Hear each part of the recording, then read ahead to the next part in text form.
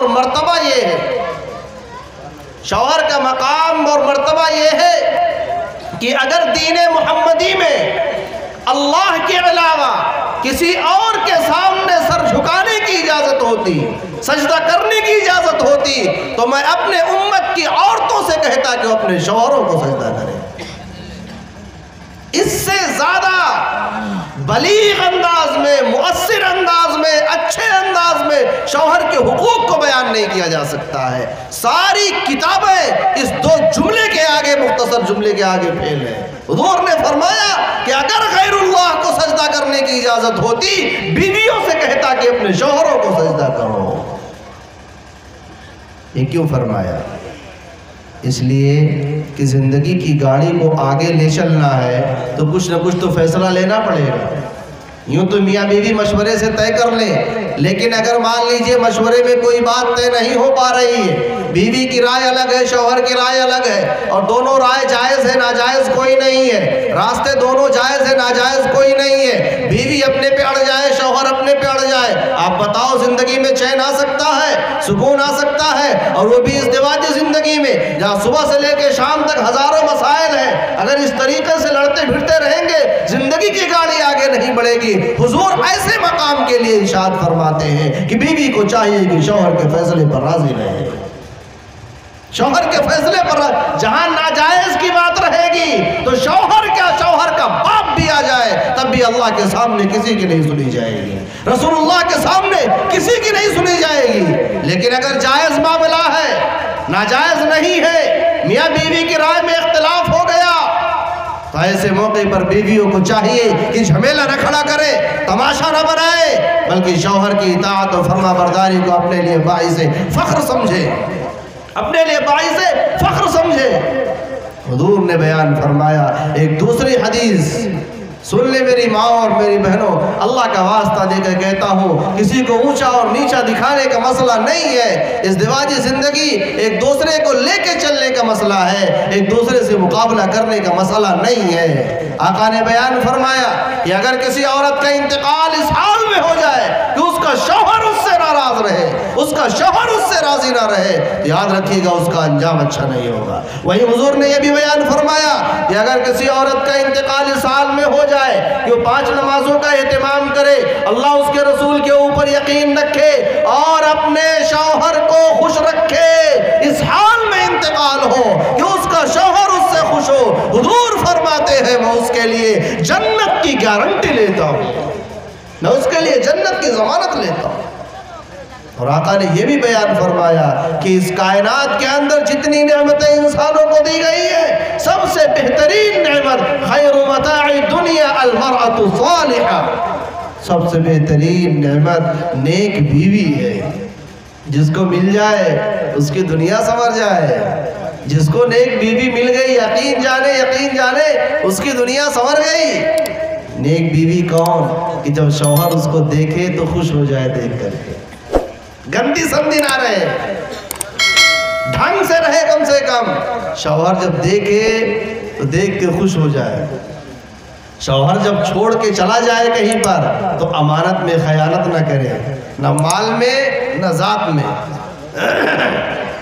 یہ نیک بیویاں ہیں، اللہ تبارک و تعالیٰ نے جن کو اس طرح کی بیوی عطا فرمائی، بہت بڑی سعادت ہے۔ نیک بیوی جب مل جائے تو ایسا نہیں ہے کہ کچھ نخرے برداشت نہیں کرنے پڑیں گے، کچھ تو کرنے پڑیں گے نا، کچھ تو کرنے پڑیں گے، اس لیے کہ بیوی کے مزاج میں، عورت کے مزاج میں اللہ تبارک و تعالیٰ نے فطری طور پہ رنگا رنگی رکھی ہے، اتار چڑھاؤ رکھا ہے، نشیب و فراز رکھا ہے۔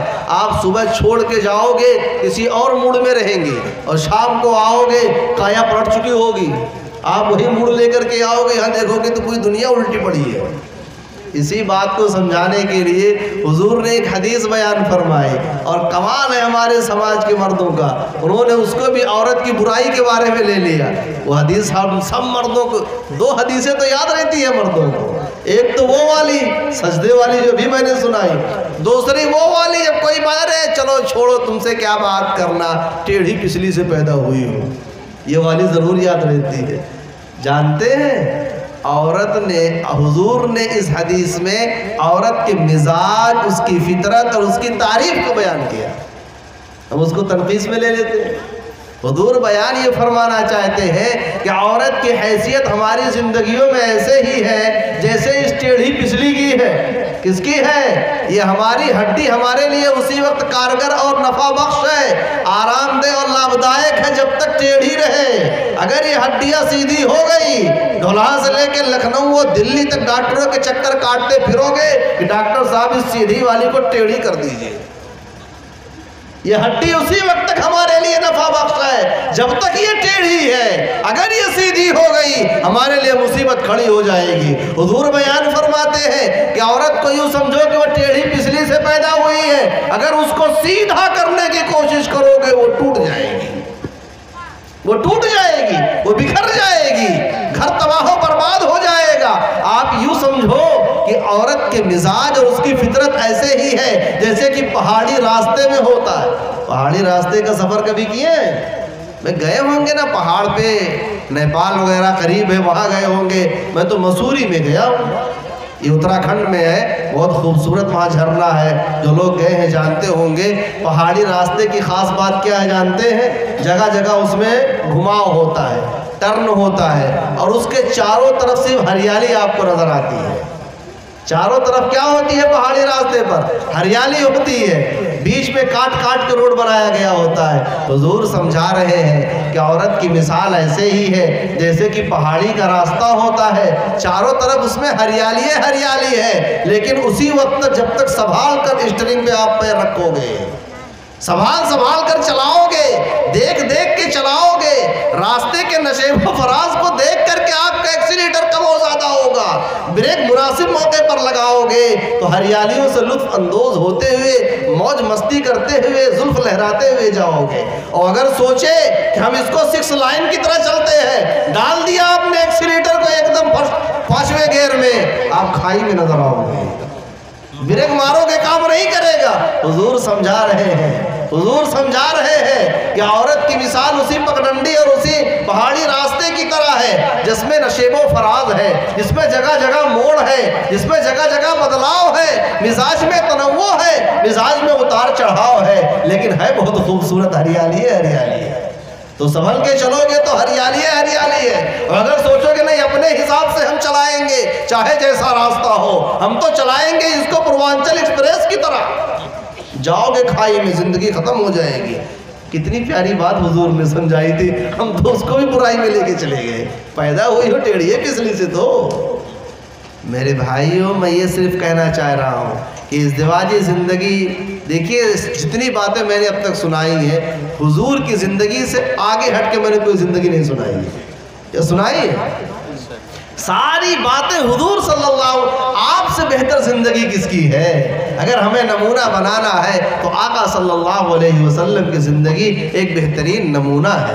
میاں بیوی کی زندگی خوشگوار زندگی ہونی چاہیے، پیار و محبت کی زندگی ہونی چاہیے، کبھی نرم گرم بھی ہونا چاہیے، اتار چڑھاؤ بھی ہونا چاہیے، کبھی تھوڑی بہت باتیں ہو جانی چاہیے تاکہ اس کا بھی مزہ آئے، جس کو فراق کہتے ہیں، جس کو جدائیگی کہتے ہیں، جس کو ناراضگی کہتے ہیں، اس کا مزہ الگ ہوتا ہے، وصال کا مزہ الگ ہوتا ہے. دونوں کو جینا چاہیے، اور عورتوں کو بھی چاہیے کہ اپنے شوہروں کا خیال رکھیں. ازواج مطہرات اتنا خیال رکھتی تھیں کہ حضور صلی اللہ علیہ وسلم کا ایک معمول تھا، آپ 2 وقت تمام ازواج مطہرات کے یہاں چکر لگاتے تھے.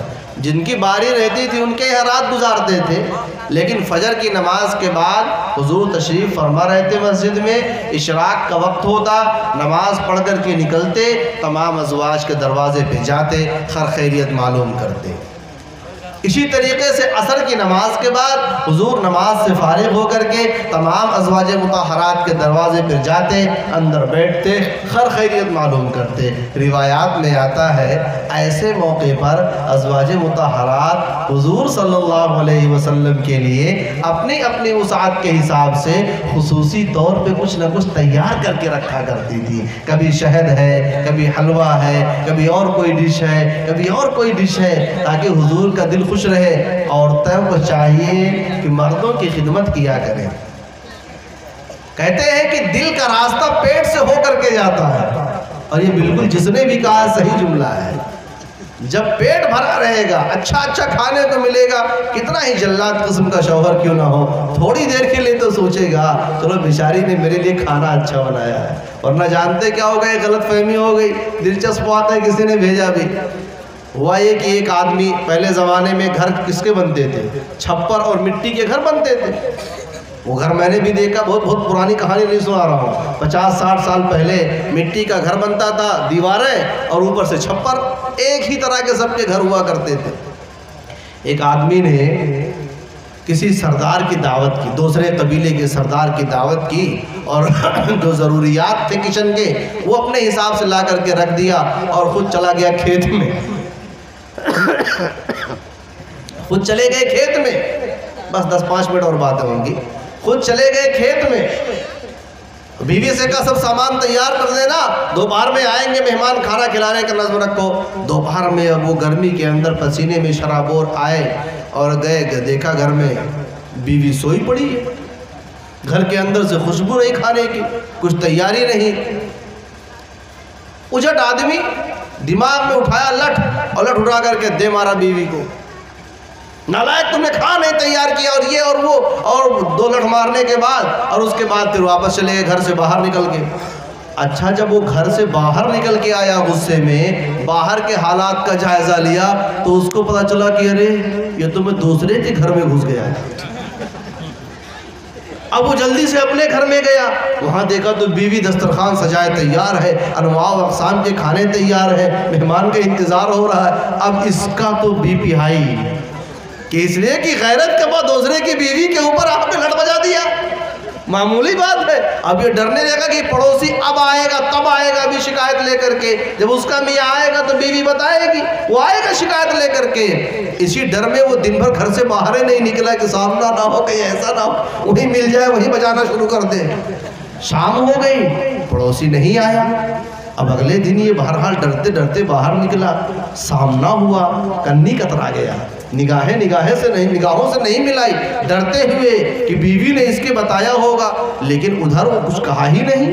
1 دن ہو گئے، 2 دن ہو گئے، ہفتہ بھر ہو گیا. اب وہ اندر سے اس کو پشیمانی ہوئی کہ کتنا بے غیرت مرد ہے، یہ عورت کتنی بے غیرت ہے. اس کو کوئی بھی آیا لٹ مار کے چلا گیا، اس نے اپنے شوہر سے بتایا نہیں. اگر بتایا تو بے غیرت میں آیا کیوں نہیں میرے پاس. ایک دن گیا، اس کے دروازے پہ دستک دی، کہا بھائی صاحب میں آپ سے معافی چاہتا ہوں. اس نے کہا ہوا کیا؟ اس نے کہا ہوا کیا؟ کہا ہوا یوں کہ میں نے ایک دن آ کر کے غصے میں آپ کی بیوی کو اس طریقے سے مار دیا، اور مار کے غصے میں منہ پھیر کے باہر چلا گیا. غلط فہمی ہو گئی تھی، گھر پہچان نہیں پایا تھا. کہا او اللہ کے بندوں، کہا میں آپ سے بھی معافی مانگتا ہوں اور آپ کی بیوی سے بھی معافی مانگنا چاہتا ہوں. کہا او اللہ کے بندے، غلطی کے اوپر غلطی نہیں کرتے. کہا کیا مطلب؟ کہا اب مجھے سمجھ میں آیا معاملہ کیا تھا. میں تو خود ہفتے بھر سے حیران ہوں کہ ہوا کیا ہے. میں اس دن گھر سے جیسے باہر سے آیا، دیکھا بیوی دسترخوان سجائے بیٹھی ہوئی ہے، میرے استقبال میں لگی ہوئی ہے. آتا ہوں چپل اتارتی ہے، پیر دباتی ہے، ہفتے بھر سے مسلسل خدمت چل رہی ہے. میں خود حیران ہوں ہوا کیا ہے. آج تم نے بتایا کہ یہ معاملہ تھا کہ اس کو لٹ پڑا تھا. اللہ کے واسطے بیوی غلط فہمی میں ہے، اس کو رہنے دو. اب غلطی کے اوپر دوبارہ غلطی نہ کرو اس کو بتا کر کے. اور ہاں، مہینے میں 1 مرتبہ یہ غلطی دہرا دیا کرنا. سمجھ گئے؟ تو کبھی کبھی غلط فہمی بہت خطرناک ہو جاتی ہے. غلط فہمی میاں بیوی کی زندگی میں. تو واقعہ یہ ہے، کھانے کے راستے سے میں تھوڑا سا سماج سے جڑا ہوا آدمی بھی ہوں. جہاں ازدواجی زندگی میں انبن ہے، عام طور پہ لوگ مولوی ہونے کی حیثیت سے، دیکھیے سب کے یہاں انبن ہے کچھ نہ کچھ. لوگ دوسرے کو بتاتے نہیں ہیں کہ یہ آدمی رسوا کر دے گا، لیکن محلے کے مولوی کے اوپر بھروسہ ہوتا ہے، کچھ بھی ہو جائے مولوی صاحب کا ہاضمہ بڑا مضبوط ہے، کسی اور سے نہیں بتائیں گے. تو لوگ اپنے دل کی کہانی، گھروں کے درد مولانا لوگ سے شیئر کر دیتے ہیں. اور اللہ کا فضل ہے کہ یہ طبقہ ایسا ہے کہ دوسروں کے راز کو ہضم کر جاتا ہے، ایسا کہ جیسے سنا ہی نہیں ہے. تو لوگ بتاتے ہیں آ کر کے کہانی، تو میں وہ جو بتاتے ہیں میں وہ نہیں سنتا ہوں.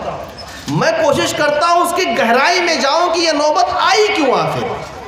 تو 90% جھگڑے کی وجہ صرف کچن ہے. گھروں میں 90% جھگڑے کی وجہ صرف کچن ہے، چاہے وہ ساس بہو کا جھگڑا ہو، چاہے دیورانی جٹھانی کا جھگڑا ہو، چاہے نند بھوجائی کا جھگڑا ہو، چاہے شوہر بیوی کا جھگڑا ہو، آپ لکھ کے رکھ لو 90% جھگڑوں کی بنیاد کچن ہی ہے۔ 90% جھگڑوں کی بنیاد کچن ہی ہے۔ ہم نے دوپہر میں چمچ دھلا تو شام میں کٹورا تم دھلو گی۔ صبح کو بڑھو کو کھانا، سسر جی کو بڑھو کو کھانا ہم نے دیا تھا تو رات کو تمہاری باری ہے۔ بوڑھا آدمی کرسی لگائے بیٹھا انتظار کر رہا ہے، کھانا اب آئے گا تب آئے گا۔ بہوؤں کا کمپٹیشن چل رہا ہے اندر کہ ہم نے 2 ٹائم سے دیا ہے، اب تم دینے جاؤ۔ میری ماں میری بہنوں، اس بوڑھے کا کچھ تو خیال رکھو، کم سے کم وہ تمہارے شوہر کا باپ ہے، والدین کے برابر ہے۔ اور ایسے ساس سسر کو بھی چاہیے کہ بہوؤں کا خیال رکھے۔ میں دونوں طرف کی بات کرتا ہوں، ایک طرفہ کچھ نہیں ہوتا، دونوں طرف سے ہوتا ہے معاملہ دونوں طرف سے ہوتا ہے۔ ایک حدیث اللہ کے نبی نے بیان فرمائی، میں اپنی ماں اور بہنوں کو سنا کے بعد ختم کرنا چاہوں گا، ورنہ یہ موضوع اتنا دلچسپ ہے کہ آپ بھی چاہو گے کہ چلتا رہے اور ہم بھی چاہیں گے سنات۔ رات دوہری گھاٹ تھے، وہاں بھی اتفاق جیسے آپ نے فرمائش کی کہ اس موضوع پر کچھ بات ہو جائے، وہاں کے منتظمین کو بھی پتہ نہیں کس نے بتا دیا، آئے کہنے لگے کان میں میرے کہ اس موضوع پر بیان کر دیجئے گا۔ رات 11:30 بجے مجھے انہوں نے کرسی پر بٹھایا، 12:30 بجے تک سنتے رہے، پھر بھی کہتے مولوی صاحب تھوڑا سا اور۔ میں نے کہا اللہ کے واسطے رحم کرو میرے اوپر، مجھے راتوں رات سفر کر دے، کچھ نہیں کر جانا ہے۔ تو جا کر کے اسٹاپ دیا۔ تو ایک حدیث سنا کر کے اپنی بات میں ختم کروں گا۔ اللہ کے رسول صلی اللہ علیہ وسلم جب معراج میں تشریف لے گئے تو وہاں جب جنت و جہنم کی سیر ہوئی اور دیکھا تو جہنم میں عورتوں کی کثرت تھی، عورتوں کی کثرت تھی۔ تو حضور کو فکر ہوئی، جاننا چاہا کہ اس کی وجہ کیا ہے۔ تو بتایا یہ گیا کہ 2 ایسی برائیاں عورتوں میں پائی جاتی ہیں جن کی وجہ سے یہ زیادہ تر جہنم میں ڈال دی جاتی ہے۔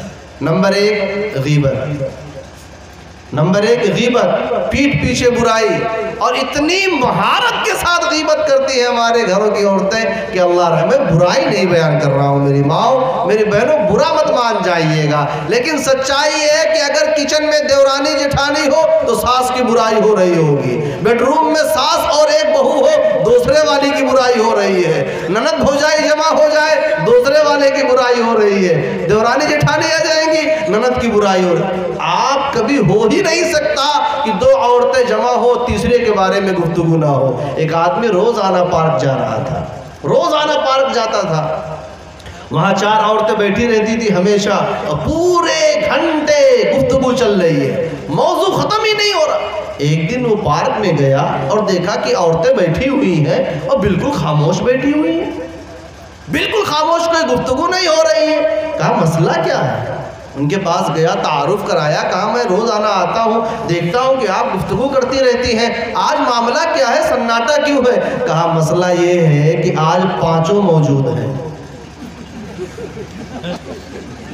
آج 5 موجود ہے، پہلے 4 ہی رہا کرتی تھی تو ایک غیر حاضر رہتی تھی، تو اسی کو موضوع بحث بنا کر کے ہمارا 1 گھنٹہ پاس ہو جایا کرتا تھا۔ اتفاق یہ ہے کہ 5 موجود ہے، اب بنائے تو کس کو بنائے؟ گھروں میں یہی ہوتا ہے، میں گھروں کے درمیان کا پلا بڑھا انسان ہوں، گاؤں کے ماحول سے میں پلا بڑھا انسان ہوں۔ یہی ہوتا ہے، کچن میں 2 جمع ہے، تیسرے کی برائی دیکھتی رہتی ہے، ہاں تو نہیں رہی ہے، جھانکتی رہتی ہے، ہاں تو نے دیکھا کچھ نہیں، وہ نمک تیز ہو گیا تھا، مرچا لگاؤ اور تیل لگاؤ اور یہ کرو اور وہ کرو، موضوع بدل دیا، آنن فانن موضوع بدل دیا، سامنے والے کو خبر بھی نہیں ہو پاتا کہ ہمارے بارے میں ہی بات ہو رہی تھی۔ تو ایک بات تو یہ بیان فرمائی حضور نے، اس کو صرف مذاق میں مت لو میری ماؤں، اللہ کے نبی نے فرمایا کہ غیبت کی وجہ سے وہ جہنم میں جائیں گے۔ حضور نے فرمایا لا يدخل الجنت قطات، کہ غیبت کرنے والا جنت میں داخل نہیں ہوگا جب تک کہ اس کو سزا نہ مل جائے، اور غیبت کرنے والا ایسے جیسے کہ اپنے مرے ہوئے بھائی کا گوشت کھا رہا ہو، نعوذ باللہ من ذلک۔ اس لیے کسی کی برائی پیٹھ پیچھے نہیں کرنی چاہیے۔ اچھا کچھ لوگ بڑے جری ہوتے ہیں، کہتے ہیں میں نے منہ پہ کہہ دیا، تو قرآن نے کہا وَيْلٌ لِكُلِّ هُمَزَةٍ لُمَزَةٍ، اگر منہ پہ تانا مارا ہے تو بھی جہنم ہے، پیٹھ پیچھے برائی بیان کی ہے تو بھی جہنم ہے۔ آپ کیا کہو گے، دوسرے کی برائی دیکھ کر مزہ لیتے رہے؟ نہیں، اس کی اصلاح کرو، اصلاح یہ نہیں ہے کہ آپ 10 لوگوں کے بیچ میں اس کے عیب گنا رہے ہو. اصلاح یہ ہے کہ اس کا ہاتھ پکڑو, تنہائی میں لے جاؤ, چائے پانی بھی کراؤ اگر وسعت دی ہے اللہ تعالیٰ نے, پھر اس سے کہو میرے بھائی آپ کے اندر میں نے یہ برائی دیکھی ہے, اگر آپ اس کو بدل لو تو بڑا اچھا ہوگا. آپ اس انداز سے کر کے تو دیکھیں ہماری اصلاح کیا ہوتی ہے. مسجد کے اندر 20 لوگ موجود ہیں, آدمی وہیں سے اصلاح کرو, بھائی صاحب آپ یہ کام کر رہے تھے ایسا نہیں ویسا کرو. تو آدمی سوچتا ہے کہاں سے آ گیا یہ آدمی. اصلاح اسے نہیں کہتے, اسے تانا مارنا کہتے ہیں ہمارے یہاں, طنز کرنا کہتے ہیں. قرآن نے وہی کہا وَيْلٌ لِكُلِّ هُمَزَةٍ لُمَزَةٍ. اگر آپ نے منہ کے اوپر تانا مارا, اگر آپ نے پیٹھ پیچھے برائی بیان کی ہے, دونوں کے لیے ویل نامی جہنم کی گھاٹی ہے. یہ گھاٹی اتنی خطرناک ہے, اتنی خطرناک ہے کہ جہنم خود اس گھاٹی سے پناہ مانگتا ہے. تو ایک تو غیبت, دوسرے حضور نے بیان فرمایا یکفرن العشیر. عورتوں کے جہنم میں کثرت سے ہونے کی وجہ یہ ہے کہ اپنے شوہروں کی ناشکری کرتی ہیں, یہ اپنے شوہروں کی ناشکری کرتی ہیں, شکر گزاری نہیں ہے ان کے اندر. کیا مطلب ناشکری کا؟ ایک آدمی کی شادی ہوتی ہے, شادی ہونے کے بعد 10 سال تک وہ اس کو خوش رکھتا ہے, مگن رہتی ہے. 11ویں سال میں تھوڑا سا اونچ نیچ ہو گیا, کوئی خواہش پورا کرنے میں کمی ہو گئی, عورت جھٹ سے کہہ دیتی ہے کہ جب سے میں آئی ہوں آپ نے میرے لیے کیا کیا. فوراً بول دیتی ہے جب سے میں آئی ہوں میں تو صرف ظلم برداشت کر رہی ہوں آپ کے گھر میں. آئی ہوں تو پیٹ بھر کے کھانا نہیں ملا مجھے آج تک, مجھے یہ نہیں ملا, مجھے وہ نہیں ملا, میرا یہ نہیں. 50 سال کی عمر میں عورتیں اس طریقے سے جملے اپنے شوہروں کو سناتی ہیں. عرش الہی نہ ہل جائے تو کیا ہو, جو شوہر تمہاری خواہشات پوری کرنے کے لیے, تم کو خوش رکھنے کے لیے پردیس کے فٹ پاتھ کے اوپر سوتا رہا, تم کو آرام کی نیند کے لیے اور تمہارے بچوں کے آرام کے لیے, تمہاری بچیوں کے آرام کے لیے پردیس میں اپنے آقاؤں کی گالیاں سنتا رہا. آج 50 سال کی عمر میں, جب بڑھاپے کی عمر میں وہ اپنے گھر آرام کرنے کے لیے آیا ہے, عورت بڑی آسانی سے کہہ دیتی ہے کہ تم نے ہمارے لیے کیا کیا ہے. کتنی بڑی ناشکری ہے یہ. اللہ کے نبی نے فرمایا یکفرن العشیر, شوہروں کی ناشکری کرنے کی وجہ سے جہنم میں ڈال دی جاتی ہے. اس لیے میری ماں و میری بہنوں, میں عورتوں کے حقوق کے اوپر بارہا بیان کرتا ہوں, یہاں بھی میں نے بیان کیا اور ہر جگہ کہتا ہوں, خدا کے واسطے عورتوں پر ظلم نہ کرو, عورتوں کے اوپر ہاتھ نہ اٹھاؤ. اس لیے کہ جس نبی کے ہم امتی ہیں اس نبی نے کبھی بھی اپنی بیویوں کے اوپر ہاتھ نہیں اٹھایا ہے, کبھی اپنے خادموں کے اوپر ہاتھ نہیں اٹھایا ہے, کبھی اپنے ماتحتوں کے اوپر ہاتھ نہیں اٹھایا ہے. اس لیے اپنی بیویوں کے اوپر ہاتھ نہ اٹھاؤ. لیکن میں آپ سے بھی ایسے کہوں گا, خدا کے واسطے اپنے شوہروں سے مقابلہ نہ کرو, خدا کے واسطے اپنے شوہروں کو نیچا دکھانے کی کوشش نہ کرو, خدا کے واسطے خاندان کی بنیاد پر ایک دوسرے کو نیچا اونچا کرنے کی کوشش نہ کرو. وہ جیسا بھی یہ تمہارا شوہر ہے, تمہارے بچوں کا باپ ہے, اس لیے اس کا احترام کرو, ایک دوسرے کے جذبات کا خیال کرو. انشاءاللہ تعالی زندگیاں خوشگوار ہو جائیں گی. اگر احترام نہیں کریں گے, ایک دوسرے کے جذبات کا خیال نہیں رکھیں گے, تو پھر زندگیوں میں خوشگواری نہیں آئے گی. اس لیے اگر ہم سب یہ چاہتے ہیں ہمارا آپس کا ماحول اچھا رہے, تو ہماری یہ کوشش ہونی چاہیے کہ ہمارے سماج میں جو لوگ شادی شدہ ہیں وہ اپنی زندگیوں کو اپنی عورتوں کے ساتھ تعلقات کو درست کرنے کی کوشش کریں. آپ کے سامنے اس کائنات کے سب سے عظیم انسان, سب سے پیارے انسان, سب سے محبوب انسان حضرت محمد عربی صلی اللہ علیہ وسلم کی پاکیزہ اور مقدس زندگی کو بیان کیا گیا, صرف اس لیے کہ ہم آقا کی زندگیوں کو اپنی زندگی میں لانے کی کوشش کریں, حضور کے طریقے پر چلنے کی کوشش کریں. اللہ تعالیٰ سے دعا ہے کہ پاک پروردگار ہم سب کو آقا کی سنتیں زندہ کرنے کی توفیق عطا فرمائے. اللہ تعالیٰ ہمارے سماج میں جتنے بھی شادی شدہ جوڑے ہیں, اللہ ان کے دلوں میں الفت و محبت پیدا فرمائے. دونوں